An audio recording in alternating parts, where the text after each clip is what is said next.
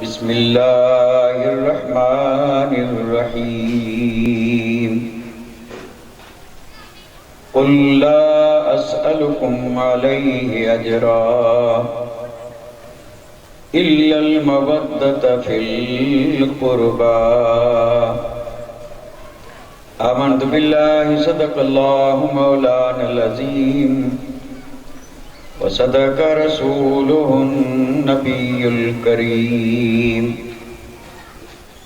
ونحن على ما قال من الشاهدين والشاكرين والحمد لله رب العالمين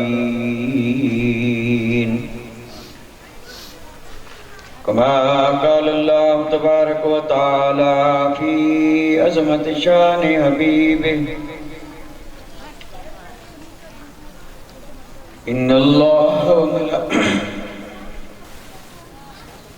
الله وملائكته يصلون على النبي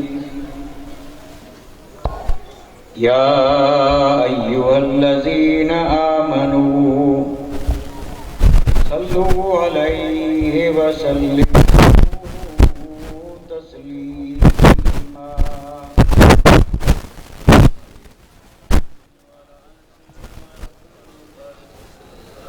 اللهم صل على سيدنا مولانا محمد وعلى آل سيدنا مولانا محمد وبارك وسلم صلاة وسلاما عليك يا رسول الله صلاة وسلاما عليك يا حبيب الله کس زبان سے ہو گیا مدح و شان اہل بیت، کس زبان سے ہو گیا مدح و شان اہل بیت، مدح بوئے مصطفیٰ ہے مدح خان اہل بیت، اور ان کی پاکی کا خدا پاک کرتا ہے بیان، ان کی پاکی کا خدا پاک کرتا ہے بیان، آیا تطہیر سے ظاہر ہے شان اہل بیت، اور ان کے گھر میں بے اجازت جبرائیل آتے نہیں، ان کے گھر میں بے اجازت جبرائیل آتے نہیں، قدر والے جانتے ہیں عز و شان اہل بیت، اور گھر لٹانا سر کٹانا کوئی تجھ سے سیکھ جائے، گھر لٹانا سر کٹانا کوئی تجھ سے سیکھ جائے، جان عالم ہو فدا اے خاندان اہل بیت، جان عالم ہو فدا اے خاندان اہل بیت، اہل بیت پاک سے بے باکیاں گستاخیاں، اہل بیت پاک سے گستاخیاں بے باکیاں، لعنت اللہ علیکم اے دشمنان اہل بیت، اور بے ادب گستاخ فرقے کو سنا دے اے حسن، بے ادب گستاخ فرقے کو سنا دے اے حسن، یوں کہا کرتے ہیں سنی داستان اہل بیت، یوں کہا کرتے ہیں سنی داستان اہل بیت، لائق عزت عظیم و تکریم واجب الاحترام گرامی قدر ذی وقار علماء اعظام، محترم و مکرم سامعین کرام، عزت مآب خواتین اسلام، اللہ تبارک و تعالیٰ کی فضل و کرم سے بڑی بابرکت نورانی اور عرفانی محفل میں بیٹھنے کا ہمیں اللہ تبارک و تعالیٰ نے موقع مرحمت فرمایا۔ اس بابرکت محفل میں آپ اور ہم حسنین کریمین کی دربار گوہر بار میں اپنی عقیدتوں اور محبتوں کا خراج پیش کرنے کے لیے حاضر ہوئے۔ اللہ تعالیٰ اپنے حبیب کے صدقے میں ہم سب کی حاضری کو قبول فرمائے، اور اس ذکر خیر کو اللہ تعالیٰ ہم سب کے لیے دونوں جہان کی سعادت مندی، نیک بختی اور نجات کا ذریعہ اور سبب بنائے۔ ان مقدس ہستیوں کا اور ان بابرکت ذاتوں کا ذکر نہ تو ہماری زبان اس قابل ہے اور نہ ہمارے پاس اتنا علم ہے کہ ہم ان کی فضیلتوں کو کما حق بیان کر سکیں، کیونکہ یہ وہ مقدس ہستیاں ہیں کہ جن کا ذکر اللہ تبارک و تعالیٰ نے اپنے پاک کلام قرآن مجید میں مختلف مقامات پہ اور بڑی شان اور شوقت کے ساتھ ذکر فرمایا۔ کئی آیات مقدسہ ہیں جس میں اہل بیت اطہار کا قرآن مجید میں ذکر موجود ہے، اور احادیث کی تو کوئی کمی ہی نہیں ہے۔ آپ ذرا سا اندازہ فرمائیں کہ یہ وہ پاک گھرانہ ہے اور مقدس خاندان ہے جسے ہم کہتے ہیں اہل بیت اطہار۔ قرآن مجید میں اللہ تعالیٰ نے اس مقدس خاندان کی پاکی کا ذکر فرمایا، اور یہ ساری آیات مقدسہ محرم الحرام کا مہینہ جب آتا ہے تو اس پر تفصیل سے گفتگو ہوتی ہے اور آپ سماعت فرماتے رہتے ہیں۔ اب یہ سارا گھرانہ پاک ہے، اور پاک فرمایا ہے رب نے۔ ویسے تو الحمدللہ ہم بڑے خوش نصیب ہیں کہ ہمیں اللہ تبارک و تعالیٰ نے جو چیز عطا فرمائی سب پاک ہے۔ عموماً ہم لوگ اپنے معاشرے میں بھی ان الفاظ کو بولتے ہیں، نبی پاک، دین پاک، قرآن پاک، اللہ پاک، غوث پاک، خواجہ پاک، اہل بیت پاک۔ تو یہ سارے پاک ہیں، اور ان سارے پاکوں کو ماننے والا جو ہے اسے بھی ہر حال میں رہنا چاہیے پاک۔ اس لیے آپ اور ہم دیکھتے ہیں جہاں جہاں ان پاک ہستیوں کی محفل سجتی ہے تو فرش بھی پاک، اسٹیج بھی پاک، اور جو عقیدت میں آ کر بیٹھتے ہیں مجھے مکمل یقین ہے کہ وہ بھی پاک۔ تو کتنی خوش نصیبی ہے کہ اللہ تبارک و تعالیٰ نے ہمیں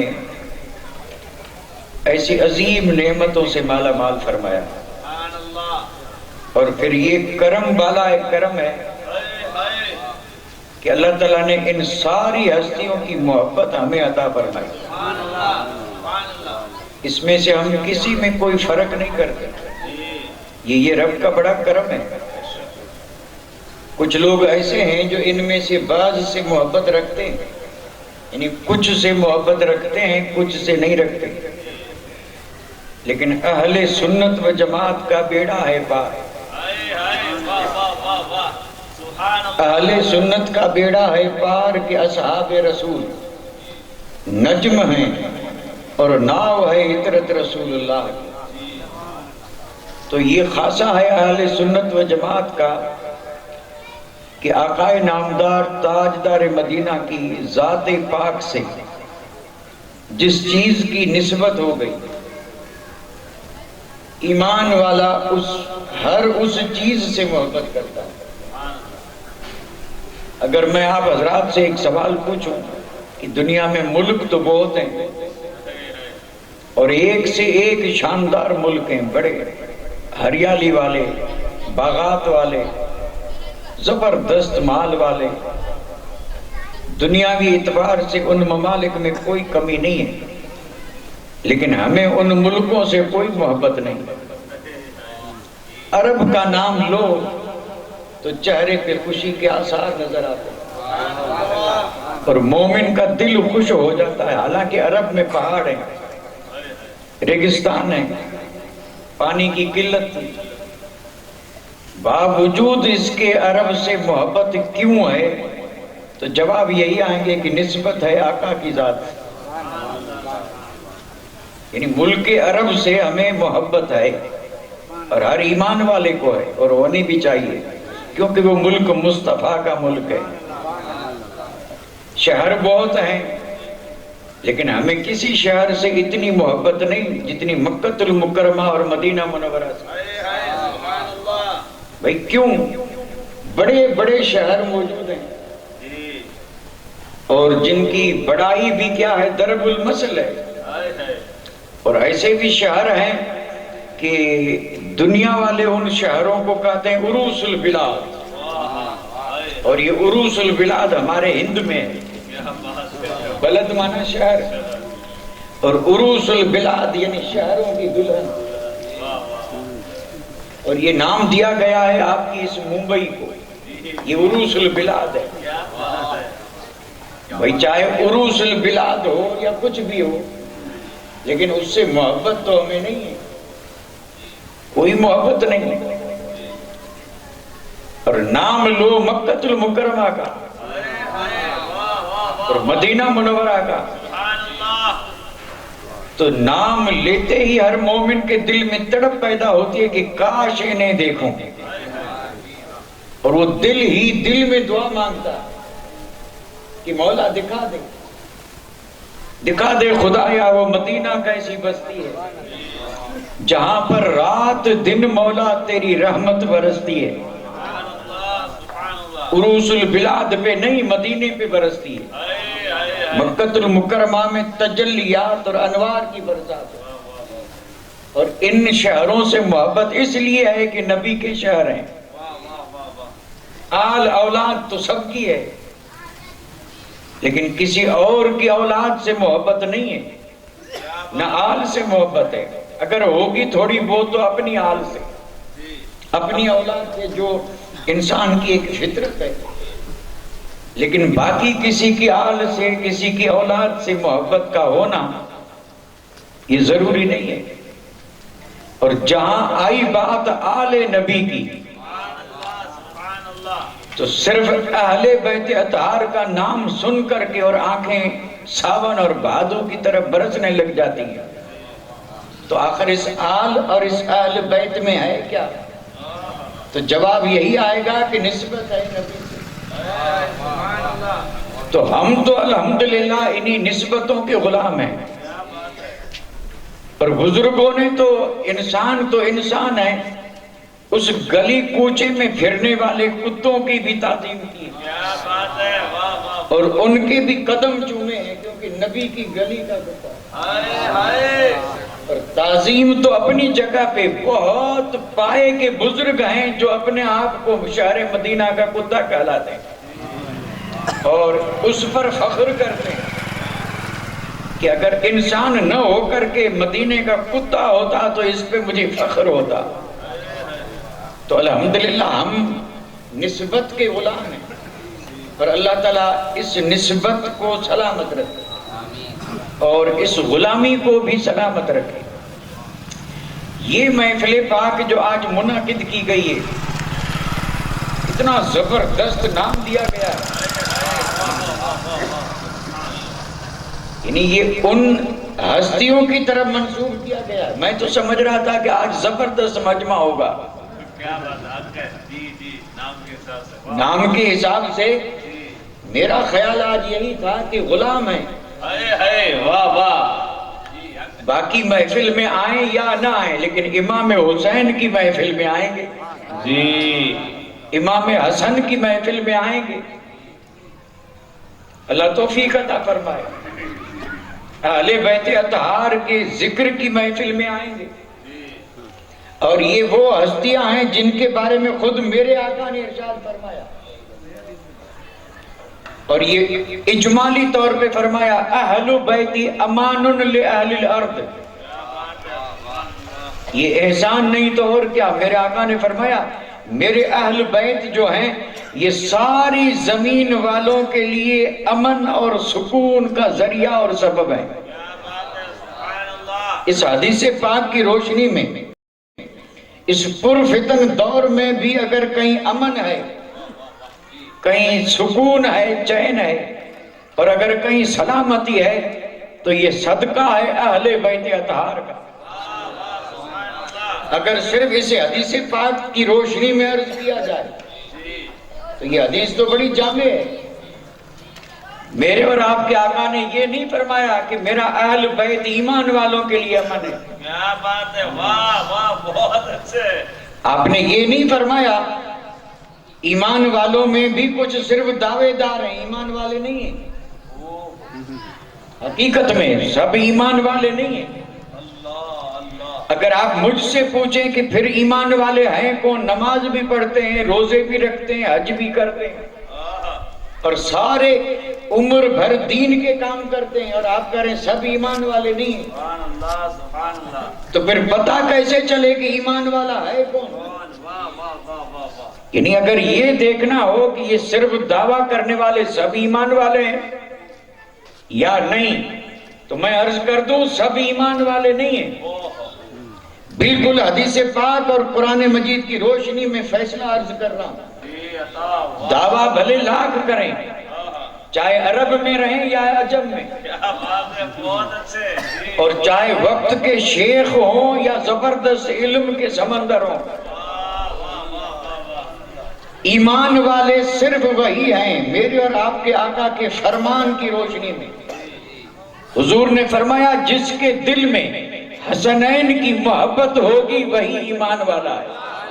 سبحان اللہ، نعرہ تکبیر، نعرہ رسالت، جشن حسنین قریبین، سبحان اللہ سبحان اللہ، واہ واہ۔ اس کو آپ یوں سمجھ لیں کہ یہ ایمان کی علامت قرار دیا گیا اس کو۔ اہل بیت اطہار کی محبت ایمان کی علامت ہے۔ اگر یہ سچی محبت ہے تو سمجھ لو ایمان والا ہے، اور اگر نہیں ہے تو بے ایمان ہے۔ وہ بھلے دعویٰ کرے لیکن رب کی بارگاہ میں مقبول نہیں ہے۔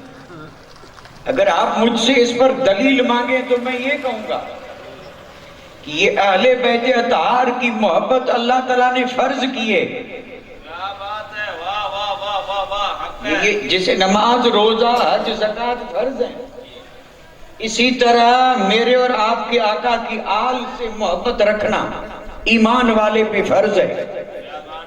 اور اب بھی اگر کسی پڑھے لکھے کو سمجھ میں نہ آئے تو امام شافعی کا قول پڑھ لے۔ واہ واہ واہ۔ یہ امام شافعی نے فرمایا تھا کہ اللہ تعالیٰ نے ان کی محبت کو فرض کے طور پہ آسمان سے اتارا۔ اب جب فرض ہے تو جو فرض کو فرض نہ مانے مومن رہے گا؟ جب اللہ تعالیٰ نے اس چیز کو مومن پہ فرض کر دیا۔ اور ایک بات عرض کرتا چلوں ابتدا میں، دنیا میں کوئی ایمان کا دعویٰ کرنے والا ایسا نہیں ملے گا جو یہ نہ چاہتا ہو کہ میں رب کا پیارا ہو جاؤں، نہیں ملے گا۔ یہ جتنی بھی کوششیں ہو رہی ہیں دائرہ دین میں رہ کر، اور یہ جتنے بھی امور ہیں جن کو عبادت کا نام دیا جاتا ہے، پھر چاہے اسے ریاضت کہیں، بندگی کہیں، مجاہدہ کہیں، اور جو جہاں یہ سب کر رہا ہے اس کے پیچھے اس کا مقصد اور مطلوب یہی ہے کہ اللہ کا پیارا ہو جائے، باقی کوئی مقصود نہیں۔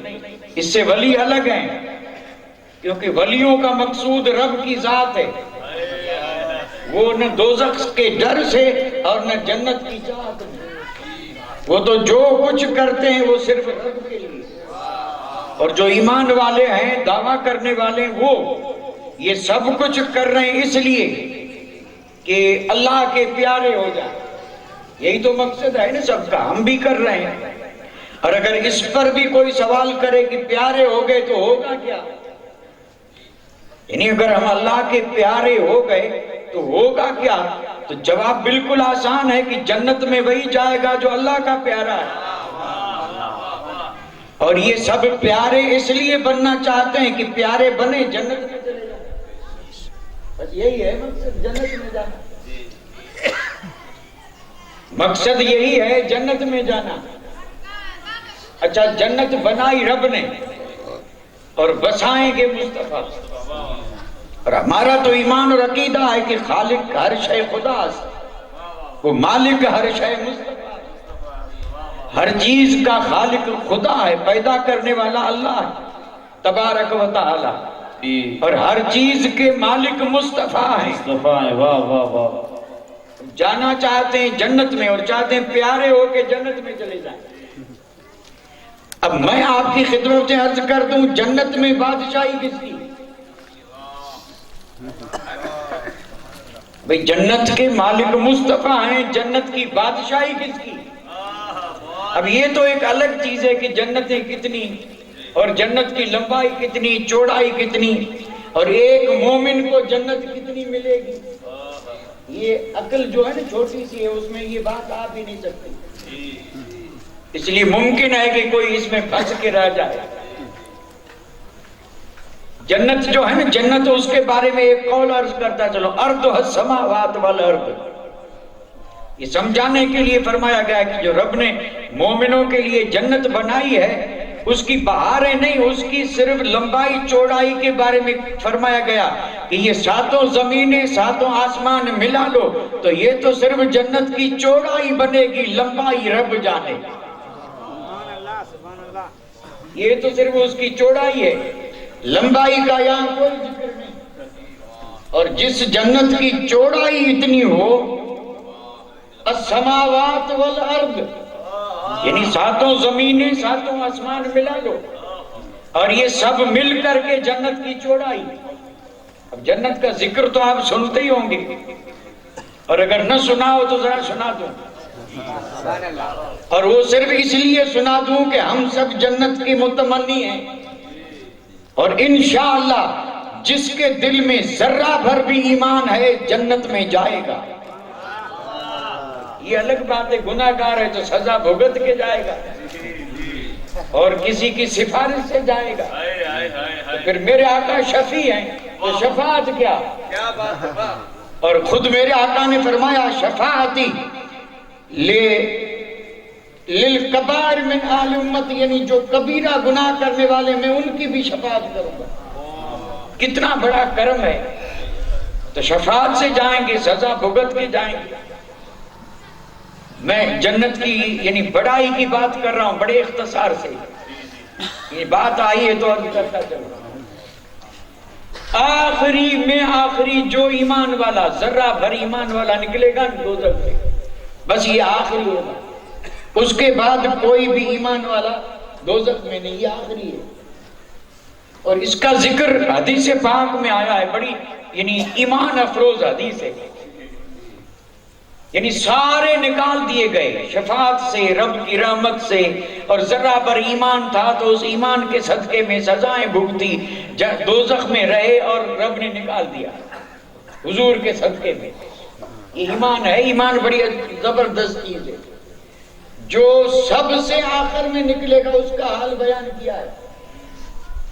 وہ آدمی ایمان والا جو سب کے آخر میں نکلے گا، اس کے بارے میں حدیث پاک میں آیا ہے کہ دوزخ میں رہے گا اور باہر ایک درخت نظر آئے گا، زبردست درخت سایہ دار. وہ عرض کرے گا مولا اس دوزخ سے نکال کے اور اس درخت کے سائے میں پہنچا دے، تو میں سمجھوں گا کہ جنت میں پہنچ گیا. اب اس نے دعا مانگی، رب نے فرمایا کہ یہ تو میں تجھے دے رہا ہوں، اس کے بعد پھر سوال مت کرنا. اور یہ کہے گا مولا بس اتنا کرم کر دے تو پھر سوال نہیں کروں گا. اللہ تعالیٰ اسے حضور کے صدقے میں دوزخ سے نکال کے درخت کے سائے میں پہنچا دے گا. اب یہ آخری مومن، اللہ اکبر، آخری کرم تو دیکھیں. اب یہ اس درخت کے سائے میں گیا، سکون ملا، راحت ملی، آگ سے نکلا. اور درخت کا سایہ ملا تو ایک حساب سے تو گویا اسے جنت ہی مل گئی، لیکن بندہ ہے صاحب، بندہ وہاں رب سے اس نے وعدہ کیا تھا نہیں مانگوں گا، اس درخت کے نیچے بیٹھے بیٹھے پھر ایک اس سے بھی اچھا درخت نظر آیا تو دل میں خیال پیدا ہوا مانگ تو لوں، مانگنے میں حرج ہی کیا، اور مانگنا بھی چاہیے، ملے نہ ملے یہ بعد کی بات ہے، مومن کی شان مانگتا ہی رہے، اور جو جتنا زیادہ مانگتا ہے اس پہ رب اتنا زیادہ راضی ہوتا ہے۔ حد تو یہ ہے کہ ساری عبادتوں سے زیادہ اللہ تعالیٰ مانگنے والے پہ راضی ہوتا ہے، اور راضی اس لیے ہوتا ہے کہ رب جانتا ہے کہ یہ بندہ یہ یقین رکھتا ہے کہ میرے سوا کوئی در ہے نہیں کہ جہاں جا کے مانگے، اس لیے مجھ سے ہی مانگ رہا ہے، اس لیے اس دعا کو مخل عبادت کہا گیا ہے۔ الدعا مخل عبادت، یعنی عبادتیں یہ جو اوپر کا چھلکا ہے اور اندر مغز جو ہے وہ دعا ہے، اس لیے تو آپ دیکھتے ہیں ہر عبادت کے بعد دعا ہے، اور آج کل کچھ لوگ دعا مانگتے ہی نہیں، تو بتائیے ان کا اس حدیث پہ کوئی عمل ہے یا حدیث کو سمجھا انہوں نے؟ کچھ بھی نہیں سمجھا، پر ہم ہیں کہ الحمدللہ دعا پر دعا، دعائے ثانی، دعائے اول، اور اس میں بھی کچھ لوگ نکل جائیں تو وہ جانے، ان کا کام جانے، لیکن دعا مانگی جاتی ہے۔ دعا کیوں نہ مانگے؟ حضرت ابراہیم خلیل اللہ نے رب کے حکم پر گھر تعمیر کیا تھا، اور وہ گھر اللہ کا گھر تھا، بن کر کے تیار ہوا تو انہوں نے اس وقت بھی دعا مانگی تھی، ربنا تقبل منا، اے مولا حکم تیرا تھا، بنایا ہم نے ہے لیکن قبول فرما۔ تو کیا وہ گھر بنانا قبول نہیں تھا؟ قبول تھا، لیکن پھر بھی دعا مانگ رہے ہیں، اور کون؟ حضرت ابراہیم خلیل اللہ۔ تو امتی کو تو چاہیے کہ وہ ہر حال میں دعا مانگتا رہے، اور دعا مانگنے والا کبھی اس دنیا میں ناکامیاب نہیں ہوگا۔ اب یہ دیکھیں بات بڑھ رہی ہے، اور بڑھ رہی ہے تو کیا مطلب بڑھ جاتی ہے؟ اب میں اگر اسی دعا والے مسئلے پہ چلتا رہوں تو باقی سب رہے گا ایسے ہی، حالانکہ یہ ہے بہت بڑی چیز، زبردست چیز، زبردست، اللہ اکبر۔ اور رب کو راضی کرنے کا جہاں دیگر طریقے ہیں وہاں ایک طریقہ یہ بھی ہے، مانگیں مانگیں، اور پھر وہ یہ یقین رکھ کر کے مانگیں، مانگیں گے، مانگے جائیں گے، اور من مرادی پائیں گے، مانگیں گے، مانگے جائیں گے، اور من مرادی یعنی پائیں گے۔ کیوں پائیں گے؟ اس لیے کہ یہ دربار وہ ہے کہ یہاں پر نہ تو مطلب اگر مگر کا معاملہ ہے، اور نہ یہاں لا ہے، یہاں مانگنے والا کبھی محروم لوٹتا ہی نہیں۔ خیر میں عرض کر رہا تھا، اس نے دوسرا درخت دیکھا، دوسرا درخت، اور صبر کیا، بہت صبر کیا، لیکن وہ دوسرا درخت اتنا یعنی بہترین تھا کہ پھر اس نے ہاتھ اٹھائے اور کہا مولا یہ جو سامنے درخت دیکھ رہا ہوں اس کے پاس پہنچا دے تو بڑی مہربانی، تو رحیم ہے، تو کریم ہے۔ اللہ تعالیٰ ارشاد فرمائے گا بندے وہ پہلی بار تو نے وعدہ کیا تھا کہ اس درخت کے پاس پہنچا، نہیں مانگوں گا، پھر مانگ رہا ہے۔ اب یہ بندے نے مانگ تو لیا، رب نے فرمایا تو نے کہا تھا اور میں نے تجھ سے وعدہ لیا تھا کہ نہیں مانگے گا، اور تو پھر مانگ رہا ہے۔ اللہ تعالیٰ فرمائے گا دیکھ تیری دعا قبول ہے، وہ دوسرے درخت کے پاس پہنچا دیتا، اب مت مانگنا، اب مت مانگنا۔ اس نے کہا اب نہیں مانگوں گا۔ اب کچھ عرصے کے بعد جنت کے دروازے پہ ایک اور درخت نظر آیا، بالکل جنت کے دروازے پہ۔ دیکھتا رہا، پھر امید نے کروٹ بدلی۔ اللہ اکبر، رب سے بندہ امید نہ رکھے تو کس سے رکھے؟ لا تقنطوا من رحمت اللہ، بندہ تو چاہے جس حال میں ہے اپنی حال کو مت دیکھ، رب کی رحمت کو دیکھ. کبھی بھی رب کی رحمت سے مایوس نہیں ہونا چاہیے. لاکھ دنیا والے تجھے مایوس کریں لیکن تجھے مایوس نہیں ہونا ہے، کیونکہ جو مومن ہے وہ رب کی رحمت سے کبھی مایوس نہیں ہوتا. اور نہیں ہوتا اس کا سبب یہ ہے کہ خود رب نے فرمایا لا تقنطوا، مایوس مت ہونا، نا امید مت ہونا. تو جو رب خود فرما رہا ہے نا امید مت ہونا، تو ظاہر بات ہے امید بر آئے گی تب نا. جی جی بے شک. لیکن کبھی بھی نا امید رب کی رحمت سے نا امید نہیں ہونا چاہیے. تو دروازے پہ جب دیکھا تو پھر اس نے ہاتھ اٹھائے. اس نے کہا مولا اب وہاں پہنچا دیں پھر نہیں مانگوں گا. کیا بات ہے. دیکھیں حدیث پاک کے الفاظ بھی عجیب ہیں صاحب، عجیب ہے. اب اللہ تعالیٰ فرمائے گا دیکھ اب مت مانگنا، اب مت مانگنا، تیری دعا قبول ہے. اس درخت کے اب جنت کے دروازے پہ پہنچ گیا. دروازے پہ پہنچا تو جنت کی خوشبو، اللہ اکبر، جنت کی آوازیں، جنتیوں کی آوازیں. جی جی جی اللہ اکبر. اب یہ دروازے پہ ہے اور اندر کا معاملہ دیکھ کے اندر ہی اندر بے قرار کی تین بار عہد توڑا. اور اب یہ جنت کی ہوائیں خوشبوئیں آ رہی، کروں کیا؟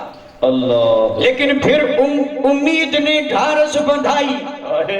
کیا بات ہے. اور اس نے پھر ہاتھ اٹھائے کہا مولا ذرا جنت کے اندر بھیج دے، دروازے کے اندر. ہائے ہائے ہائے ہائے ہائے. اللہ اللہ. تو تیری بڑی مہربانی. سبحان اللہ. یہاں پہ جو میرے آقا نے حدیث بیان فرمائی اور جو انداز بیان فرمایا اس پہ ایمان والے جھوم جاتے ہیں. حالانکہ اللہ تعالیٰ تو ہنسنے سے پاک ہے. کیا بات ہے، کیا بات اس ہے. بندے کے اس حال پہ گویا کہ رب نے یعنی مسکرایا یا ہنس پڑا. اللہ. اور اس سے مراد ہنسنا نہیں بلکہ راضی ہونا ہے. جی جی جی جی. فرمائے گا یہ عجیب بندہ ہے، یہ بار بار عہد کرتا ہے پھر توڑتا ہے، اور اب کہہ رہا ہے کہ جنت کے دروازے پہ وہ اندر بھیج دے. تو اللہ تعالیٰ فرمائے گا کہ تجھے جتنی دنیا ہے نا دنیا، اتنی جنت دے رہا ہوں، اب مت. ہائے ہائے ہائے. سبحان اللہ سبحان اللہ. یہ حدیث ہے، حدیث. عقل کے گھوڑے پہ سوار مت ہونا، ورنہ یہ گھوڑا ایسے گڑھے میں گرائے گا پھر گھوڑا تو کیا باہر نکلنا بھی مشکل ہو جائے گا. یہ ہے معاملہ ایمان کا. اور بے شک حق ہے، حق ہے. اس گناہگار آدمی کو اتنی بڑی جنت ملی ہے تو پھر امام حسن کو کتنی بڑی جنت ملی. سبحان اللہ. نعرہ تکبیر، نعرہ رسالت، عظمت امام حسنین کریمین.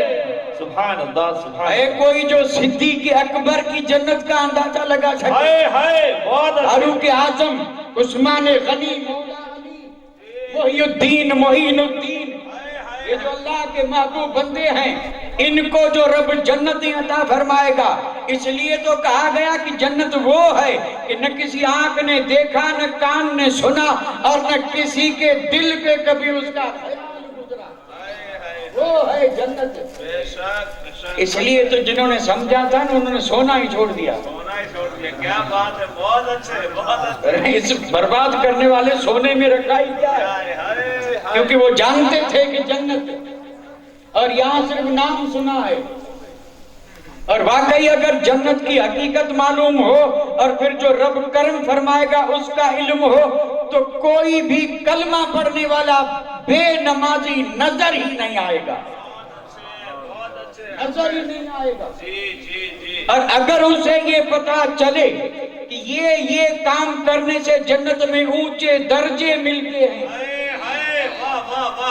تو یہاں جیسے کمپٹیشن چل رہا ہے، بزرگوں نے واقعی ایسے ہی کیا ہے کہ اس نے اتنے درجے حاصل کر لیے تو میں وہ کام کروں کہ میں اس سے آگے نکل جاؤں. اور یہ ہوتا تھا صاحب، ہوتا تھا. لیکن چونکہ اب یہ چیزیں وہ ہیں جو اس ساری چیزوں کو عقل پہ ناپا جاتا ہے، اور عقل سے یہ بات اسی لیے تو ابھی تک جہاں ہیں وہیں پڑے. ورنہ حقیقت میں مومن بندہ تو ہے اس لیے کہ وہاں پہ درجے حاصل کرے، کہیں سر جھکانا نہ پڑ جائے. ایک سے ایک اونچے سے اونچا درجہ، اور وہ درجے ملتے ہیں کس سے؟ اور درجے ملتے ہیں اللہ اور اس کے رسول کے حکم پر عمل کرنے سے۔ یہ ساری شریعت کے احکام ہیں ہی اس لیے کہ بندہ جنتی بنے، جنت میں اعلیٰ مقام ملے، کیونکہ ہمیشہ وہیں رہنا ہے، یہاں تو چند دن رہنا ہے۔ خیر بات بڑھ گئی، یعنی بڑھ گئی نا، بہت بڑھ گئی، کوئی حرج نہیں، بڑھ گئی تو کیا فرق پڑتا ہے، بڑھتی رہے۔ میں ایک سوال کر رہا تھا، مجھے اس کا جواب دینا ہے۔ یعنی ہر آدمی یہ چاہتا ہے کہ پیارا بنوں، اور پیارا بنوں گا تو جاؤں گا جنت میں۔ پیارا بننا چاہتے ہیں یا نہیں؟ اور جو پیارا ہوتا ہے نا وہ محبوب، یہ دیکھیں، یہ بات بھی قابل غور ہے۔ ایک ہے محب اور ایک، تو جو پیارا ہوتا ہے وہ ہوتا ہے محبوب، اور جو اس کو چاہتا ہے وہ ہے محب۔ دونوں میں بڑا فرق ہے، محب اور محبوب۔ محب اور محبوب، جنت میں جائے گا وہ جو ہو محبوب، پیارا۔ اب میں جو حدیث پاک عرض کرنے جا رہا ہوں، مجھے یہ یقین تو کر سکتا ہوں، ہو سکتا ہے کہ میں اس میں خطا بھی کر بیٹھوں، لیکن میں یقین کر سکتا ہوں کہ آپ اس سے واقف ہوں گے، اس حدیث سے واقف ہوں گے، اور اگر نہ ہو تو آج سماعت فرما لیں۔ سبحان اللہ، سبحان اللہ، جی جی الحمدللہ۔ اور وہ حدیث پاک یہ ہے،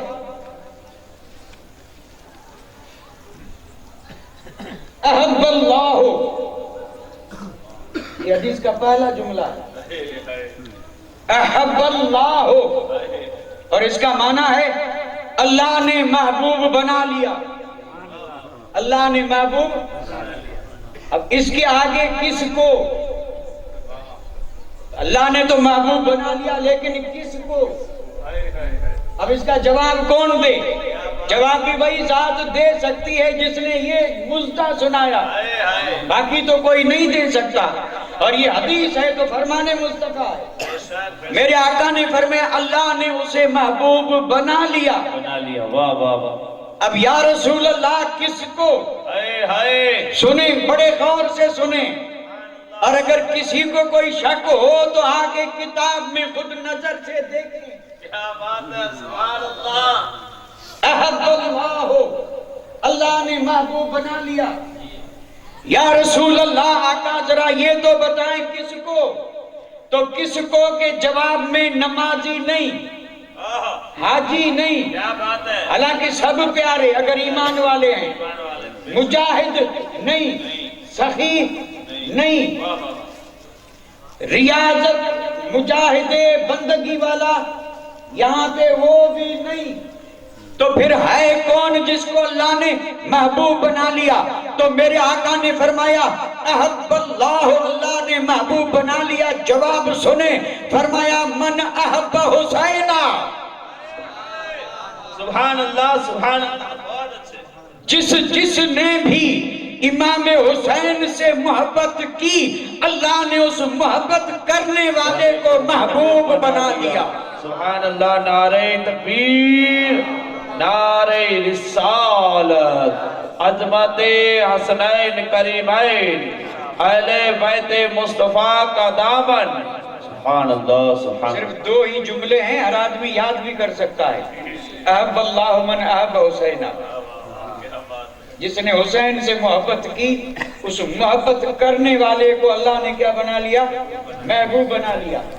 اور اسی مضمون کی ایک حدیث اور بھی ہے، بالکل اسی مضمون کی ہے، اور یہ دوسری حدیث جو ہے نا اس پہلی حدیث سے زیادہ مشہور ہے، کیونکہ اسے زیادہ بیان بھی کیا جاتا ہے۔ میرے اور آپ کے آقا ارشاد فرمایا کہ جس نے حسنین سے محبت کی، اس نے گویا مجھ سے محبت کی۔ اب بتائیے نتیجہ کیا نکلا؟ نتیجہ عرض کروں تو پھر یہ بات 10-15 منٹ اور بڑھے گی، کیونکہ معاملہ یہاں محبت کا ہے، محبت کا ہے یا نہیں؟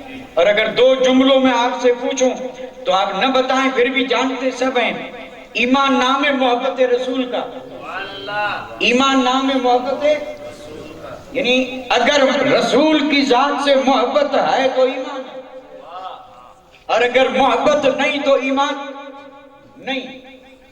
اب رسول کی ذات سے محبت یہی ایمان ہے، تو میرے آقا تو ارشاد فرما رہے ہیں کہ مجھ سے تو محبت میں سچا وہی ہے جو میرے نواسوں سے محبت کرے۔ تو گویا کہ ایمان کی علامت جو میں نے عرض کیا تھا اس پر دلیل یہ حدیث ہے، ایمان نام محبت رسول کا ہے، اور خود رسول فرما رہے ہیں کہ من احبہما فقد احبنی، جس شخص نے ان دو سے محبت کی اس نے مجھ سے محبت کی۔ شرط اور مشروط ہے یا نہیں؟ آپ نے فرمایا میری محبت کا نام ایمان ہے، لیکن جس نے میرے ان شہزادوں سے محبت کی اس نے گویا مجھ سے، اور اگر ان سے محبت نہیں تو میرے آقا نے فرمایا مجھ سے بھی محبت نہیں، اور جب محبت نہیں تو ایمان نہیں، اور محبت ہے تو ایمان ہے۔ یہاں تک تو معاملہ ٹھیک تھا،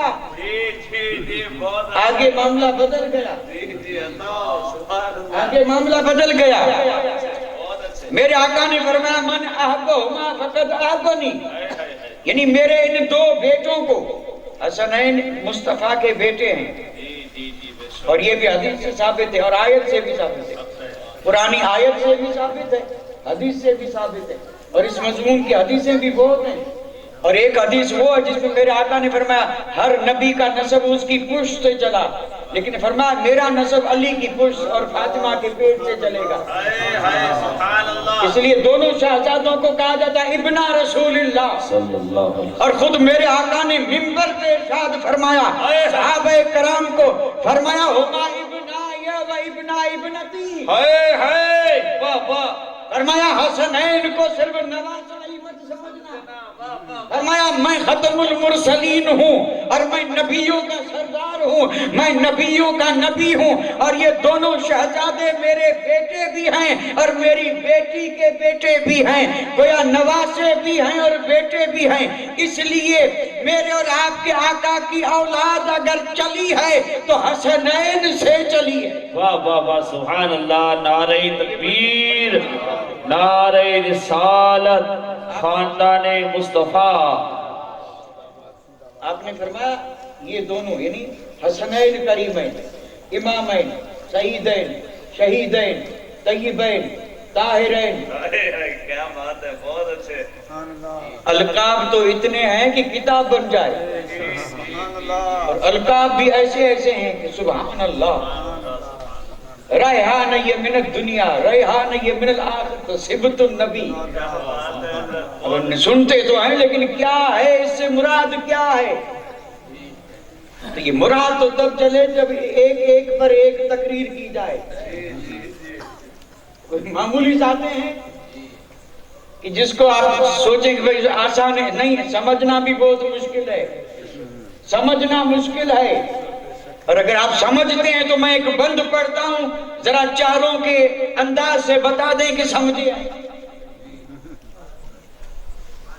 معدوم نہ تھا سایہ شاہ ثقلین، معدوم نہ تھا سایہ شاہ ثقلین، اس نور کی جلوہ گاہ تھی ذات حسنین۔ ساری شانیں آ گئی حسنین کی، لیکن کوئی سمجھنے والا ہو تب نہ۔ اب یہاں موجود معلوم نہیں ہے تو معدوم کون سمجھے؟ معدوم نہ تھا سایہ شاہ ثقلین، اس نور کی جلوہ گاہ تھی ذات حسنین، اور تمثیل نے اس نور کے دو حصے کیے، ایک حصے سے حسن بنا اور ایک حصے سے حسین بنا۔ نعرہ تکبیر، نعرہ رسالت، فیضان حسنین کریمین، سبحان اللہ سبحان اللہ، بہت اچھے بہت اچھے، لاجواب۔ تمثیل نے اس نور کے دو حصے کیے، ایک سے حسن بنا اور ایک سے حسین۔ الحسن کان اشبہ بالنبی صلی اللہ تعالی علیہ وسلم ما بین صدر الى الراس والحسین ما اسفل من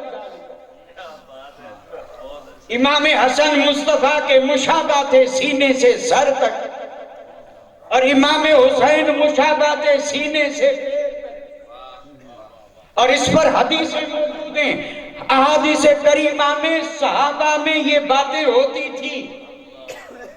جب کوئی صحابی کسی دوسرے سے کہتا کہ آج مجھے حضور کی زیارت ہوئی ہے، بعد میں آنے والے صحابہ کے بعد تابعین اور جنہوں نے میرے آقا کو نہیں دیکھا تھا، صحابہ کے بعد تابعین ہیں، اب ادھر صحابہ ہیں اور اب دور آیا تابعین کا، اور تابعین میں سے اگر کسی نے کہا کہ میں نے حضور کا دیدار کیا، حالانکہ اس آنکھ سے اس نے دیکھا نہیں، اور یہ کہہ رہا ہے کہ میں نے دیدار کیا ہے، تو صحابہ پوچھتے دیدار کیا ہے تو بتا تھے کیسے؟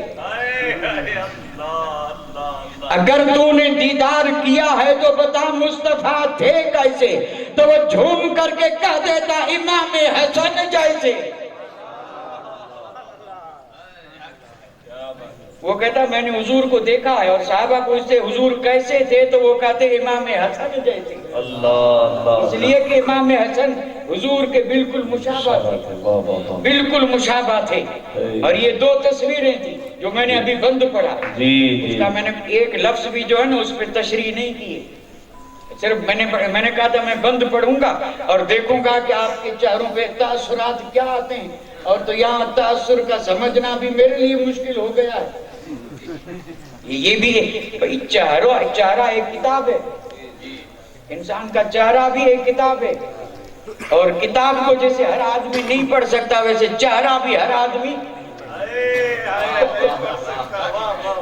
اور کچھ لوگ جیسے پڑھنے میں غلطی کرتے ہیں ویسے کچھ لوگ چہرے پڑھنے میں بھی غلطی کر جاتے ہیں، اس لیے دھوکہ جاتے ہیں۔ کیا بات ہے، بہت اچھے، بڑے زبردست دھوکے میں پڑ گئے، کیونکہ کتاب تو پڑھی لیکن سمجھ نہ سکے، لکھا کچھ تھا سمجھ گئے کچھ، اس لیے چہرے کو بھی پڑھیں تو ذرا پہلے اس کا بھی تجربہ حاصل کر لیں، تجربہ حاصل کر لیں، پھر چہروں کو پڑھ کر کے نتیجے پہ پہنچیں گے، نتیجے پہ پہنچیں گے۔ تو میں عرض کر رہا تھا، میں نے وہ بند تو پڑھ دیا، اس کی میں نے تشریح نہ کی اور نہ کرنی ہے۔ امام حسن حضور کے مشابہ، اور دونوں شہزادے، اس لیے تو ان دونوں شہزادوں کے بارے میں ایک بات آپ نے بھی سنی ہوگی، مظہر جمال مصطفیٰ اور مظہر کمال مصطفیٰ، یہ دونوں شہزادے میرے آقا کے جمال اور کمال کا مظہر، مظہر کہتے ہیں اس کو جہاں سے کوئی چیز ظاہر اور نمایاں ہو، دکھائی دے، وہ ہے مظہر، ایک ظاہر اور ایک مظہر۔ اور یہ بڑی گہری علمی گفتگو، اور اس گفتگو کا یہاں رکھا ہی کیا ہے؟ یہاں تو ہونا چاہیے کوئی واقعہ جو ابھی تک میں نے ایک بھی عرض نہیں کیا ہے، ایک واقعہ بھی اگر ایک بھی عرض کر دیتا تو سبحان اللہ۔ تو واقعات کا جب ہم وہاں پہنچیں گے تب نہ بیان کریں گے، ابھی تو حدیثیں بھی دو ہی پڑھی، آیتیں تو 4 لے کے آیا ہوں، اور جو خطبے کے بعد پڑھی اس کا تو ترجمہ بھی نہیں کیا ہے، اور یہ ساری آیتیں آل بیت کی شان میں، ساری آیتیں اللہ تعالیٰ قرآن مجید میں ان کا ذکر فرما رہا ہے۔ اس لیے تو میں نے بند پڑھا تھا، ان کی پاکی کا خدا پاک کرتا ہے بیان۔ ہم کیا کریں گے اور ہم کیا سمجھیں گے کہ یہ نفوس قدسی اور یہ خاندان کتنا پاک ہے، جن کی پاکی کا خود رب بیان کرتا ہے۔ انما یرید اللہ لیذہب عنکم الرجس اہل البیت ویطہرکم تطہیرا۔ اس آیت کا نام ہی آیت تطہیر ہے، یہ آیت جو ہے آیت تطہیر ہے۔ اور پھر میں نے جو کہا کہ یہ ابن رسول اللہ حسن مصطفیٰ کے بیٹے ہیں، آیت پڑھ کے دیکھ لیں، قُلْ تَعَالَوْا نَدْعُ أَبْنَاءَنَا وَأَبْنَاءَكُمْ نِسَاءَنَا وَنِسَاءَكُمْ أَنفُسَنَا وَأَنفُسَكُمْ ثُمَّ نَبْتَهِلْ فَنَجْعَلْ لَعْنَةَ اللَّهِ عَلَى الْكَاذِبِينَ۔ یا ابنا کا لفظ آیا ہے، ابنا کہتے ہیں بیٹوں کو، اور جب حکم ہوا تھا بیٹوں کو لے کے نکلو تو کسی اور کو نہیں لیا تھا، مصطفیٰ جان رحمت نے حسنین کو لیا تھا، اور اس آیت کی تفسیر کر کے بتا دیا کہ یہ ہیں میرے بیٹے، یہ ہیں بیٹے۔ تو میں عرض یہ کر رہا تھا کہ حسنین کریمین کی شان تو بہت بلند اور بالا ہے۔ ہم آئے ہیں نذران عقیدت پیش کرنے، اور جہاں تک میرا خیال ہے نذران عقیدت تو پیش ہو چکا، اللہ قبول فرمائے، اللہ قبول فرمائے۔ اور شانیں تو اتنی بلند ہیں، فضیلتیں اتنی ہیں کہ بھلے ساری عمر بیان کرتے رہیں، اللہ تعالیٰ سچی محبت اور عقیدت عطا فرمائے۔ اور اگر عقیدت ہوتی نا، عقیدت، یہ ذرا بھاری بات آ رہی ہے، بھاری تھوڑی سی، یہ اب تک جو باتیں تھیں وہ بڑی آسان تھی، اب بھاری بات آ رہی ہے۔ ہم سب محب اہل بیت ہیں یا نہیں؟ کہیں گے بے شک ہم محب اہل بیت ہیں۔ ہمارے دل میں حسنین کی محبت ہے یا نہیں؟ بے شک، اس میں کوئی شک نہیں، کیونکہ یہی محبت ایمان کی علامت ہے۔ اچھا محبت ہے تو اب اگر میں ایک لفظ بولوں محبت کے تقاضے ہوتے ہیں کہ نہیں ہوتے؟ اب کون سمجھے؟ اب کیا کیسے سمجھائیں گے؟ یعنی محبت تو ہے لیکن محبت کے بھی کچھ مطالبے، کچھ تقاضے ہوتے ہیں یا نہیں؟ ہوتے ہیں، بالکل ہوتے ہیں۔ اور ان تقاضوں میں سب سے پہلا بنیادی تقاضا یہ ہے کہ ہر محب یہ چاہتا ہے کہ محبوب کے رنگ میں رنگ، اور ہر محب یہ چاہتا ہے کہ کوئی ایسا کام نہ کروں جس سے محبوب کو تکلیف، کوئی ایسا کام نہ کروں جس سے میرا محبوب ناراض ہو۔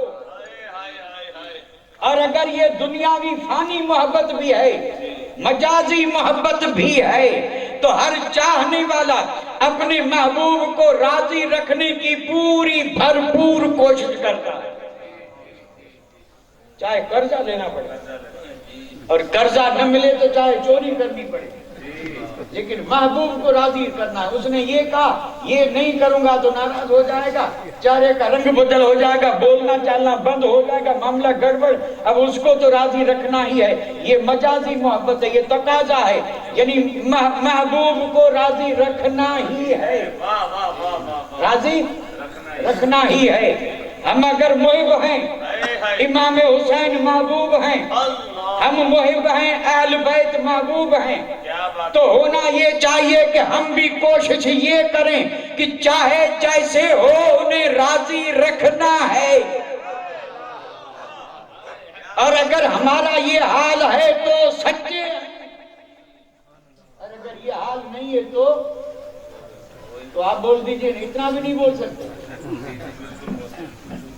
یعنی اگر یہ حال ہے، ہر حال میں ہم یہ کوشش کریں کہ ہمیں انہیں راضی رکھنا ہے، اور وہ راضی تب ہوں گے جب ہم ان کی زندگی کو نمونہ عمل بنا کر اور اسی طرح زندگی بسر کریں تو وہ راضی ہوں گے۔ اور اگر ان کا طریقہ کچھ اور تھا اور یہ دعویٰ کرنے والے کا طریقہ کچھ اور ہے تو پھر راضی کیسے ہوں گے؟ اس کو میں اور آسان کر دوں، منزل پہ پہنچنا ہے، ایک کو بنایا رہبر، ہم نہیں جانتے کہ منزل کدھر ہے، راستہ کون سا ہے، کیا بات ہے، بہت جانکار کو بنا لیا رہبر، اس نے کہا بس اب تیرا کام میرے پیچھے چلنا ہے، اب تجھے کچھ بھی نہیں دیکھنا، کیا بات ہے، تجھے صرف میرے قدموں کو دیکھنا ہے، جدھر میں ادھر تو، منزل پہ پہنچانا میرا۔ اچھا ہم پیچھے چل پڑے، تھوڑی دیر جا کے ہم بیٹھ گئے، وہ جا رہا ہے، ہم بیٹھ گئے، وہ جا رہا ہے، اچھا وہ جا رہا ہے تو ظاہر بات ہے وہ جل بھی ہوگا، کچھ دور جا کے نظروں سے اوجھل ہو گیا، اب جب وہ اوجھل ہو گیا تو اب ہمیں راہ کیسے ملے؟ اب کوئی وہاں بتانے والا بھی نہیں، راہیں بہت ہیں، کوئی ادھر کوئی ادھر، بھٹک گئے۔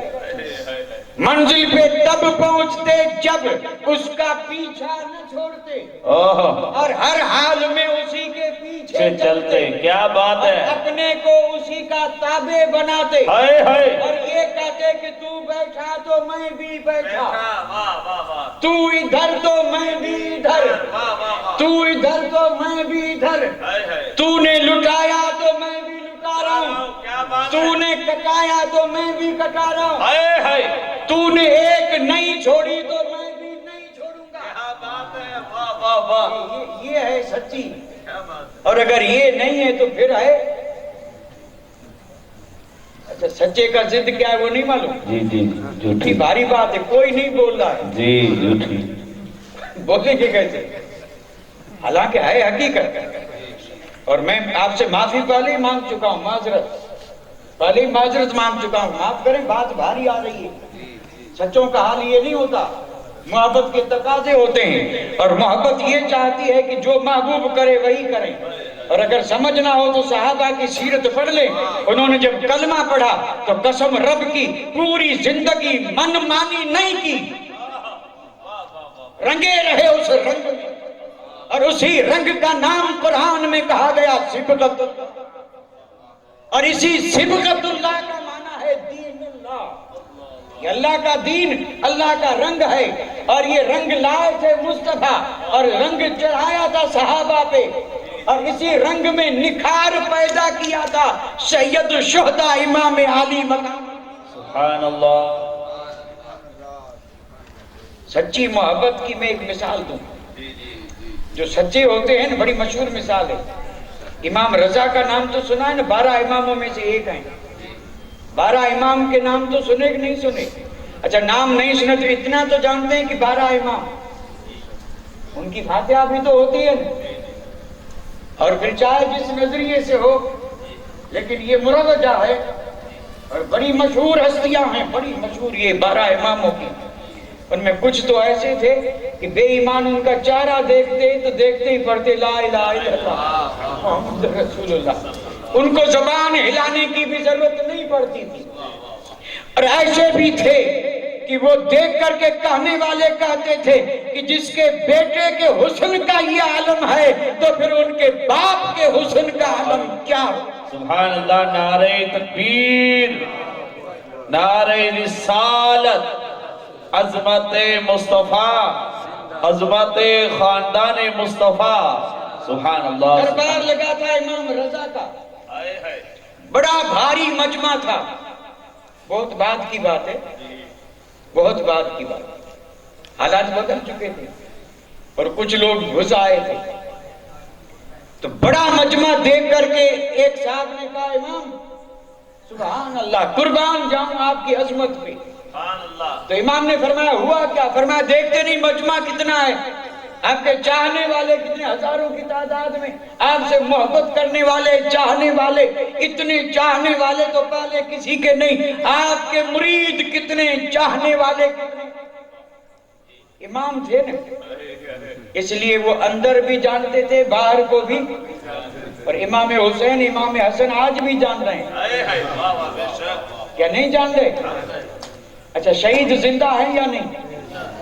یہ تو قرآن کا فیصلہ ہے نا، امام حسن بھی شہید ہیں، امام حسین بھی، اور قرآن نے فرمایا مردہ مت کھانا، زندہ ہیں، تو امام حسن بھی زندہ، امام حسین بھی زندہ، اور پھر دیکھنے والی بات، سننے والی بات، جب ان کے خیرات پر پلنے والے غوث قطب ابدال اوتاد بغداد میں بیٹھ کر کے اور ہند والوں کو دیکھ سکیں، تو کیا امام حسن امام حسین ہمیں نہیں دیکھ رہے؟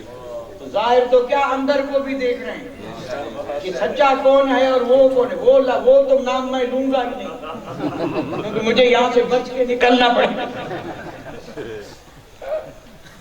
سچا، میں صرف سمجھانے کے لیے عرض کر رہا ہوں، آپ اندازہ فرمائیں، وہ جانتے تھے کہ یہ جو بات کر رہا ہے اس کا باہر کچھ اور ہے، اندر کچھ اور ہے، اس نے کہا نا آپ کے مرید بہت ہیں، غلام بیٹھے تھے، آپ نے فرمایا بچوں اٹھو جلدی کرو، لکڑیاں جمع کرو، دیر بھی نہیں لگی، اور یہ افسانہ نہیں، بالکل مدلل مشہور بات عرض کر رہا ہوں، اللہ کرے بات سمجھ میں آ جائے، اور بات سمجھ میں آ جائے تو رب ہم سب کو سچا بنا دے، سچا عاشق، سچا محب، سچا دیوانہ، حسینی رنگ میں رنگا ہوا اور حسنی رنگ میں چمکنے والا بنا دے، اور جدھر بھی نظر آئے تو دشمن بھی دیکھے تو کہے حسینی آ رہا ہے۔ سبحان اللہ۔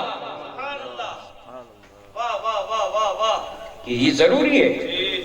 اب بتانے سے تو بھائی سب پہچان لیتے ہیں. میں کسی کو آگے بڑھ کے بتاؤں میرا نام یہ، باپ کا نام یہ، اس ملک کا رہنے والا، اس ذات کا رہنے والا، اتنا لکھا پڑھا، میں نے بتایا تب اس کو پتا چلا. تو اس میں کمال کیا کیا؟ کمال تو تب ہے کہ دیکھنے والا دیکھ کر کے جان لے کہ کوئی شے ہے. اس کے چہرے سے، لباس سے، اس کے یعنی حرکات و سکنات سے پتا چلے یہ بھلا ہے.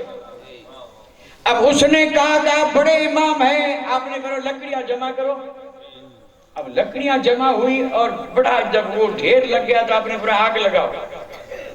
اب آگ لگا دی اور یہ آگ اتنی تیز کہ شعلے آسمان سے باتیں کر رہے ہیں.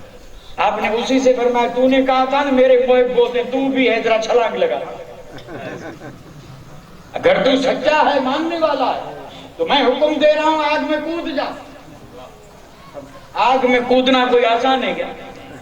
جان تو سب کو پیاری ہے نا، لیکن پیاری اسی کو ہے جس کو جان پیاری ہے. اور اگر کوئی جان کی بھی جان ہے تو پھر وہ اپنی جان کو اتنا پیارا نہیں سمجھے گا، اسے فکر اس جان کی ہے. یہی تو فرق ہے کہ کسی کو جان پیاری ہے اور کسی کو جانے جہان پیارے ہیں. جو جان پیاری رکھتے ہیں وہ جانے جان جانے کہاں تک ساتھ دے گی. لیکن جنہوں نے جان کی پرواہ نہیں کی، سردی ہو یا گرمی، بخار ہو یا تندرستی ہو، بیماری ہو، ہر حال میں فکر کی ہے تو جان کی اپنی جان کی نہیں، وہی کامیاب ہیں. آپ نے فرمایا چھلانگ لگا دے. اب وہ سوچ میں پڑ گیا، چھلانگ لگا دوں گا تو جلوں گا کیونکہ آگ کا کام ہی جلانا ہے. اب کروں کیا؟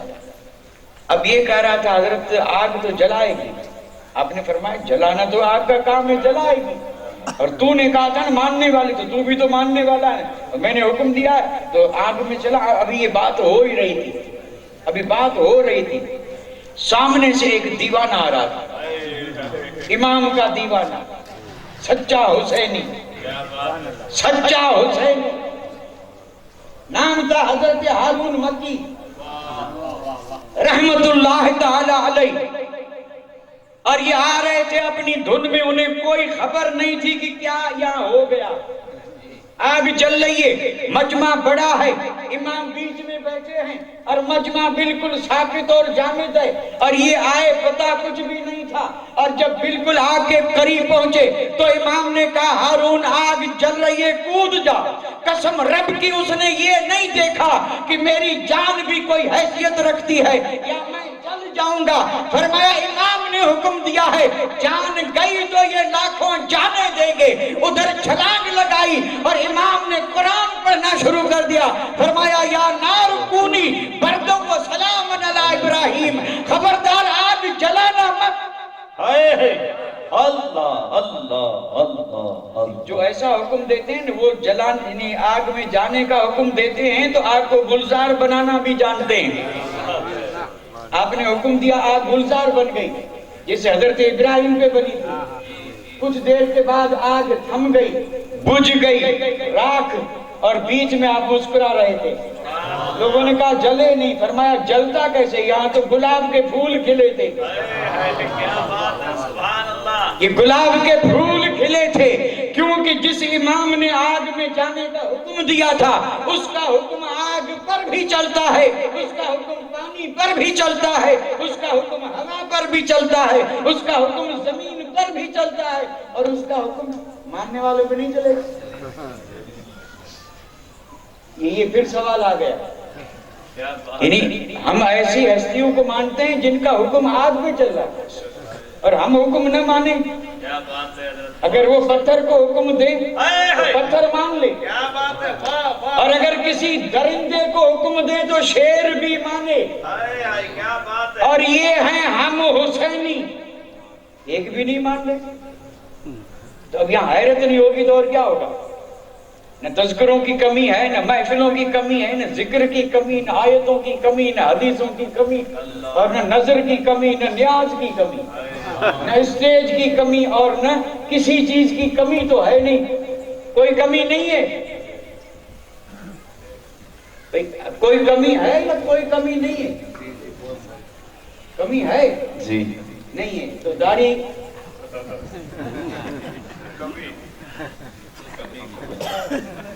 اسلامی لباس کمی روزہ کمی نماز اللہ سچ ہائے ہائے اتنی کمیاں گنا کمی تو کہتے ہی اس کو ہے اور جو ہے وہ کچھ بھی نہیں ہے اور جو کچھ بھی نہیں ہے اس کو سب کچھ سمجھ لیا کہ سب ہے اور جو مومن کے پاس ہونا چاہیے اور ہمارا حال یہ کہ ہم اس کو کمی بھی نہیں سمجھ رہے ہیں نہیں بہت کمی ہے اور یہ کمی تب پوری ہوگی جب حسنین کریمین کے کردار کو اپنائیں گے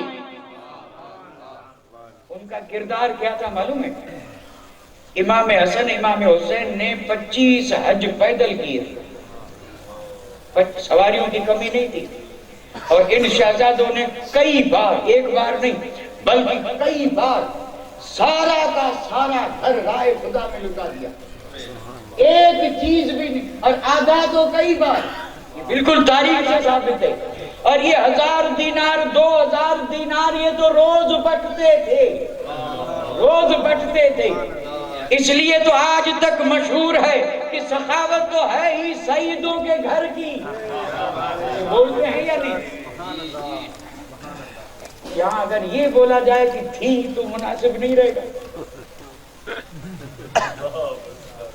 یہ آپ نے شاید میرا لفظ نہ سنا نہ سنے تو اچھا ہے یعنی سخاوت تھی ہی اس گھرانے کی اور ابھی بھی ہوگی اللہ کرے رہے لیکن ہے بہت مشکل ہے امام حسن اب آئیے اب میں ذرا آ رہا ہوں واقعات کی طرف فجر ہو جائے تو کچھ کہنا مت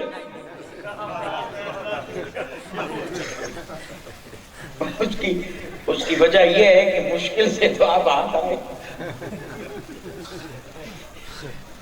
اور کیا اچھا ہو کہ ہم یہیں سے اٹھ کے سب مسجد میں ایک بھی نہ بچے سارے کے سارے اور تھوڑا 5 منٹ پہلے مؤذن کو کہیں جا اذان دے کیونکہ مؤذن بھی تو یہی ہوگا نا کہ وہاں بیٹھا ہے اور اگر وہاں آئے تو پھر اس کو اٹھانا پڑے گا پھر یہ مشکل ہوگا مسئلہ تو میں بہت اچھا ان کا کردار اور یہ ہمارے لیے مشعل راہ ہے اور یہ جو محبت کا مطالبہ کیا گیا اس کے پیچھے مقصد یہی تھا آیت جو میں نے پڑھی تھی رب نے فرمایا محبوب فرما دیجئے لا اسألکم علیہ اجرا اے میری امت میں نے تمہیں جو دیا میں بدلہ نہیں مانگتا نہ مجھے ضرورت ہے نہ تم دے سکتے ہو اور نہ تمہارے دامن میں کوئی چیز ہے جو میرے احسانات کا بدلہ بن سکے امت اگر تمہارے اندر ہمت ہے تو مجھے دو اور دو کیا فرمایا میرے قرابت داروں کی محبت دو یہ محبت کیوں مانگی اس کا جواب عرض کر دو ایک جملے میں محبت اس لیے مانگی کہ قرابت دار دین نہیں چھوڑیں گے اور جب یہ محبت کریں گے تو یہ بھی اسی طرح دین پہ چلیں گے لہذا امت پر مہربانی تھی اور اپنے اہل بیت پہ نبی کو اعتماد تھا کہ زمانہ بدلے میری اولاد نہیں بدلے گی اور جب اولاد نہیں بدلے گی تو جو محبت کریں گے وہ بھی نہیں بدلیں گے اور یہ محبت کا تقاضا ہے اب اگر چھومیے قسمت سے کوئی بدل جائے تو وہ جانے اور کسی میں محبت نہ ہو تو وہ جانے ورنہ مطالبے کے پیچھے مقصد یہی تھا بالکل یہی تھا مقصد آپ نے فرمایا میرے اہل بیت دین پہ رہیں گی اور امت سے کہو محبت کرو اور جو محبت کرے گا وہ کبھی بھی محبوب کے نقش قدم کو نہیں چھوڑے گا لہذا قیامت کی صبح تک دین کی بہاریں رہیں گی بہاریں یہی مقصد تھا کہ محبت کا مطالبہ کیا گیا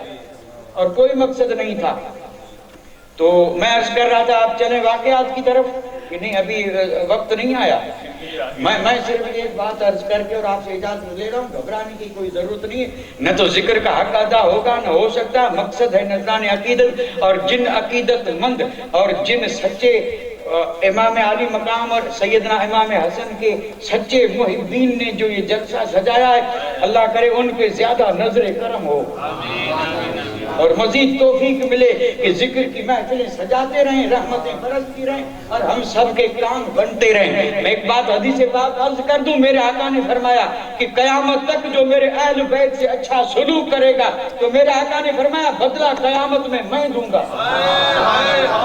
یہ بالکل حدیث عرض کر دی، حدیثیں تو بہت ہیں لیکن اللہ کرے ہم اس پہ عمل کریں۔ میرے آقا نے فرمایا کہ میں تمہیں یہ حکم دے رہا ہوں، علموا اولادکم حب نبیکم وحب آل نبیکم وحب تلاوت القرآن۔ یہ حدیث ہے، فرمایا بچوں کو پہلے ہی سے 3 چیزیں سکھاؤ، ایک تو نبی کی محبت سکھاؤ، آل نبی کی محبت سکھاؤ اور قرآن کی محبت اور تلاوت کی محبت سکھاؤ۔ یہ باپ اور ماں پر فرض ہے کہ سب سے پہلے بچے کو یہ سکھائے۔ اب اگر کسی کو پتہ ہی نہیں تو جو جانتا ہے اس سے جا کے پوچھے کہ محبت سکھاؤں کیسے، محبت کیسے سکھائی جاتی ہے۔ ایسا نہیں کہ سکھا نہیں سکتے، سب سکھا، یہ دنیا بھی ہر کام سکھا دیتے ہیں اور یہ نہیں سکھا سکتے۔ یہ جذبہ تو ہونا چاہیے نا، اور اس حدیث پہ عمل ہونا چاہیے، اور یہ امر کا سگا علمو، امر کا سگا ہے، اور ہر امتی کو ہے، ہر مرد عورت کو ہے، ہر ماں باپ کو ہے۔ علمو اولادکم، یہاں صرف مولوی صاحب کو نہیں ہے، اسی پہ سب دے دیا جائے کہ وہ سکھائے، اور اس کو بھی کہا جائے گھنٹے کا ٹائم ہے تو سکھا دینا۔ اب مولوی صاحب ایک بچے 75 گھنٹے میں کیا سکھائے گا؟ اگر رجسٹر میں نام پکارے تب بھی حاضری بھی نہیں ہو سکتی، اور پھر شکایتیں کرتے ہیں کہ مولوی صاحب پڑھاتے نہیں۔ اب پڑھاتے نہیں، پڑھانے کے لیے وقت کتنا چاہیے اور کتنوں کو کتنے وقت میں پڑھا سکتے ہیں، پڑھے ہوں تب پتا چلے نا۔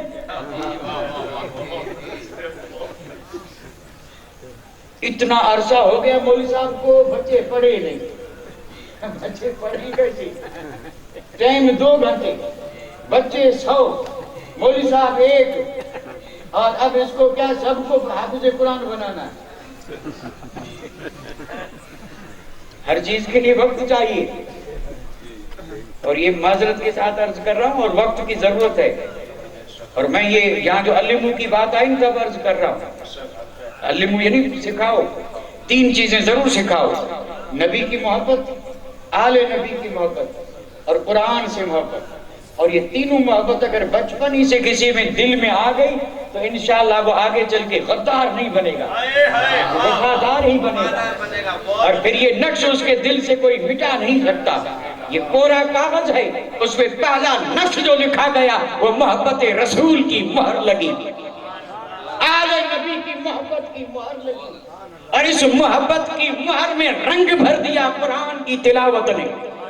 اب یہ مٹنے والا نقش نہیں، لیکن اگر اس کے برعکس کوئی اس پہ نقش کر رہا ہے تو وہ بھی مٹے گا نہیں، پھر وہ آخر عمر تک یہی ستاتا رہے گا، اور اسی کا رونا تو آج سب رو رہے ہیں، اور ہر جگہ پہ شکایتیں اس لیے کہ نقش بھی ایسے جمائے تھے۔ اللہ توفیق عطا فرمائے، اور حسنین کریمین کی تربیت مصطفیٰ نے فرمائی تھی، کیا شان تھی اور کتنی محبت تھی میرے آقا کو حسنین کریمین سے۔ اگر اس محبت کی جھلکیاں دیکھنی ہو تو کسی حدیث پڑھنے والے سے حدیثیں سن لیں کہ مصطفیٰ جان رحمت کو ان شہزادوں سے محبت کتنی۔ فاطمہ الزہرا کے حجرے کے قریب سے گزر رہے ہیں مصطفیٰ، اندر سے رونے کی آواز آئی، میرے آقا نے سفر بند کر دیا، جانا بند کر دیا، گھر میں آ کر کے کہا فاطمہ بچے رو کیوں رہے ہیں، انہیں فوراً چپ کروا، ان کے رونے سے مجھے تکلیف ہوتی ہے۔ اور بزرگوں نے تو حدیث کے حوالے سے یوں تک بتایا ہے کہ امام حسین کو حضرت فاطمہ الزہرا نے کرتا ایسا پہنایا تھا کہ جس کا یہ بٹن جو تھا ذرا تنگ تھا، اور اس وقت یہ کالر نہیں ہوتے تھے، کالر تو بعد میں آئے ہیں، یہ کالر نہیں تھے، صرف ایسے ہی یعنی بغیر کالر کے، اور یہاں بٹن بند تھا اور نازک گلا، اور یہ تنگ تھا اس لیے گلے پہ نشان پڑ گیا۔ میرے آقا نے فرمایا جلدی بٹن کھول، یہ نشان پڑ گیا۔ فاطمہ سے کہا ایسا کرتا بھی مت پہنانا کہ میرے بیٹے کے گلے پہ نشان پڑ جائے۔ کتنی محبت تھی۔ مسجد نبوی میں خطبہ دے رہے ہیں اور خطبہ سننا واجب، صحابہ کی جماعت نبی خطبہ دے رہے ہیں اور مسجد میں شہزادے آئے سرخ لباس پہنے ہوئے، اللہ اکبر، جنہیں دیکھ کے چاند بھی شرمائے۔ چاند بھی شرمائے، تیری نسل پاک میں ہے بچہ بچہ نور کا، یا رسول اللہ تو ہے عین نور، تیرا سب گھرانہ نور کا، اگر منبر پر نور ہے تو مسجد سے جو آ رہا ہے وہ بھی نور ہے۔ بچپن تھا دونوں شہزادوں کا، آپ نے 12 سنا ہے، لڑکھڑا رہے ہیں اور ہو سکتا تھا کہ گر پڑیں۔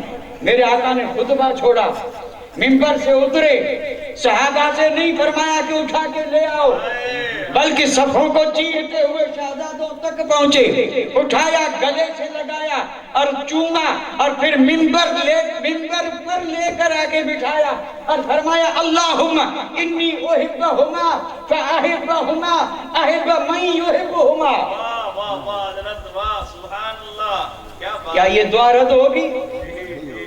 یعنی سارا مجمع ہے صحابہ کا، دیوانوں کا، سچوں کا، جنتیوں کا، عادلوں کا۔ آپ نے فرمایا اے اللہ میں ان دونوں سے محبت کرتا ہوں، میں ان دونوں سے، اور پھر صحابہ سے فرمایا تم بھی ان سے کیا کرو۔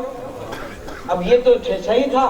اس کے بعد میرے آقا نے فرمایا کہ میرے مولا جو ان سے محبت کرے تو اس سے محبت کر، تو اس سے۔ اب یہ میرے آقا کی دعا ہے، اور واقعی اگر حسنین سے سچی محبت ہے تو اس محب کو اللہ محبوب بنا لیتا ہے۔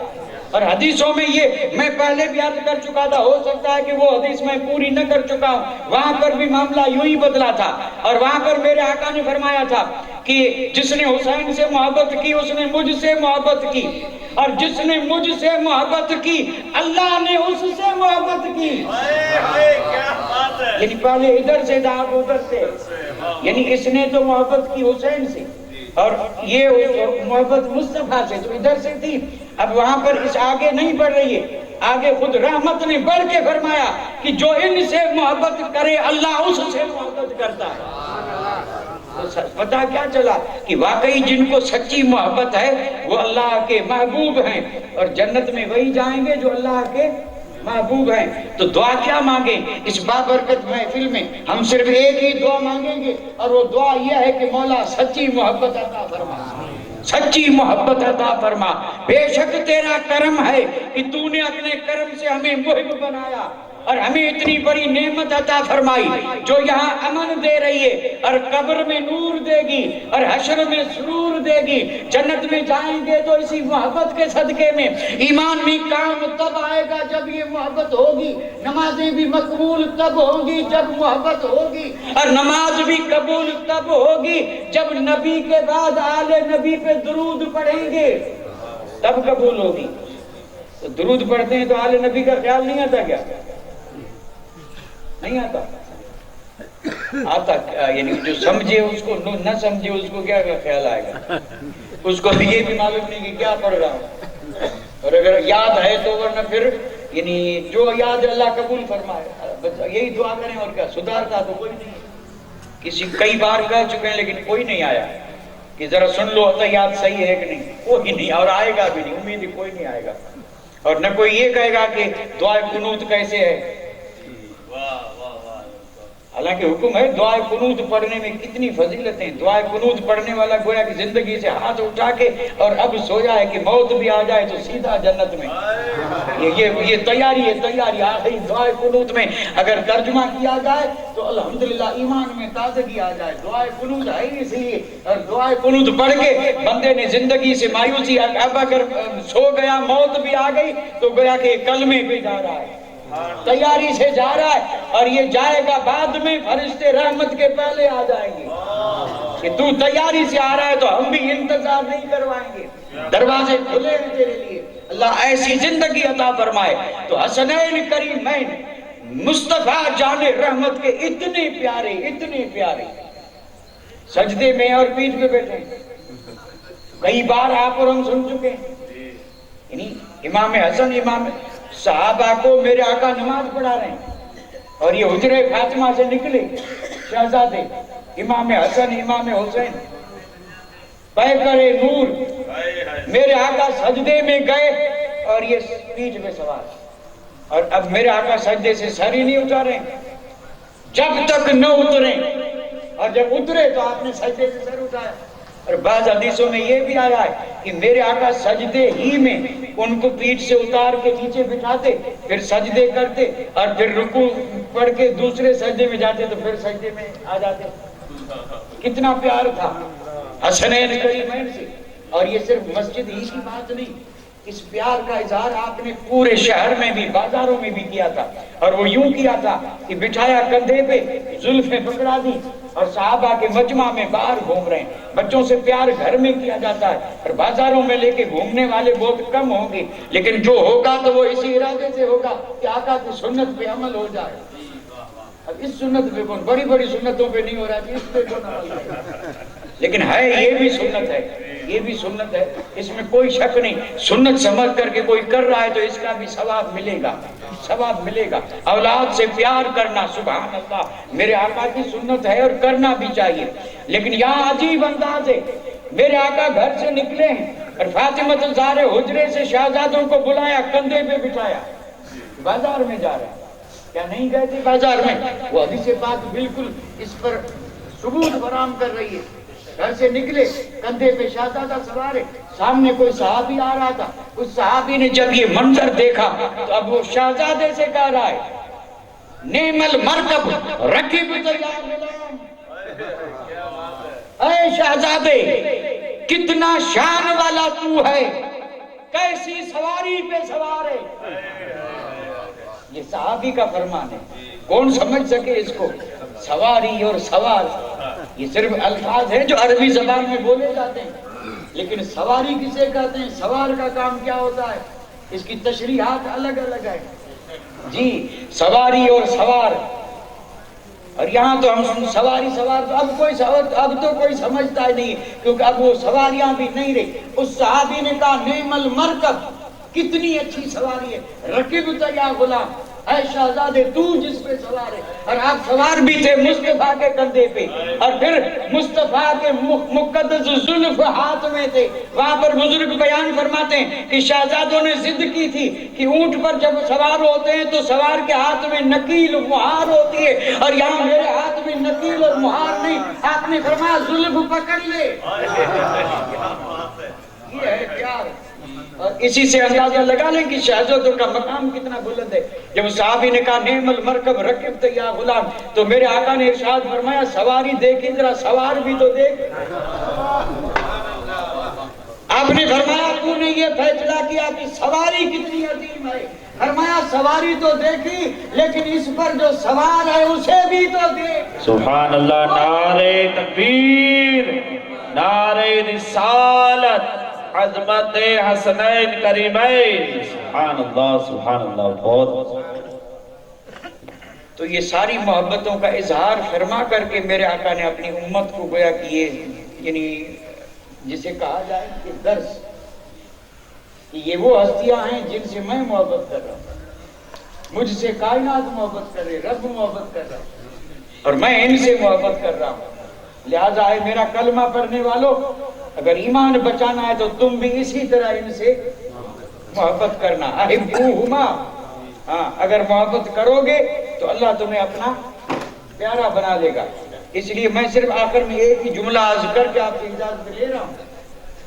یہ جتنے بھی غوث، قطب، ابدال، اوتاد، نقبہ، نجبہ، اور اتنے ہی کافی ہیں، اور کیا ہے، اتنے ہی بہت ہیں. یہ جتنے بھی درجے والے، بڑے بڑے درجے والے ولی ہیں، ان کو یہ ولایت ملی حسنین کی محبت سے، حسنین کی محبت کے صدقے میں. ساری جماعت صحابہ، ساری جماعت صحابہ، صدیق اکبر، فاروق اعظم، عثمان غنی، مولا علی، اور پھر اشرے مبشرہ، اصحاب بدر اور اصحاب بیعت، چاہے جتنے سارے صحابہ، ان صحابہ کی سیرت زندگی کا مطالعہ کریں. قسم رب کی وہ اپنی بیٹوں سے اتنی محبت نہیں کرتے تھے جتنی حسنین سے محبت کرتے تھے. حضرت عمر بیٹھے دور خلافت میں، کوئی وفد آیا تھا، وفد، آپ اندر بیٹھے تھے اور اپنے صاحبزادے حضرت عبداللہ بن عمر، حضرت عبداللہ کو کھڑا کر دیا تھا. فرمایا خاص بات ہو رہی ہے، باہر سے کچھ لوگ آئے ہیں، اندر اگر کوئی آئے تو آنے مت دینا. اب یہ باہر کھڑے تھے کوئی اندر نہ جائے، اور آ گئے امام حسین، اور آپ جب آئے تو حضرت عبداللہ نے تو منع تو نہیں فرمایا، انہوں نے پوچھا کہ بھئی یہاں کیوں کھڑے ہیں؟ تو انہوں نے کہا یہاں تو حضرت عمر نے کھڑا کیا کہ باہر سے کوئی آئے تو اندر نہ جانے دے۔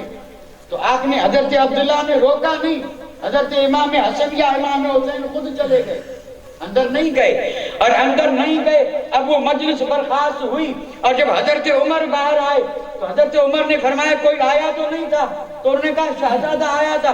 تو آپ نے فرمایا پھر فرمایا میں نے کہا کہ اندر آنے کی اجازت نہیں، اور مجھے بھی اجازت نہیں ملی، میں بھی نہیں گیا، آپ کی مرضی، وہ ملے نہیں چلے گئے۔ حضرت عمر نے سارے کام کاج چھوڑے اور اسی وقت آئے امام حسین کے پاس اور کہنے لگے کہ شہزادے میں آپ کے لیے کوئی منع نہیں تھی، آپ واپس کیوں گئے؟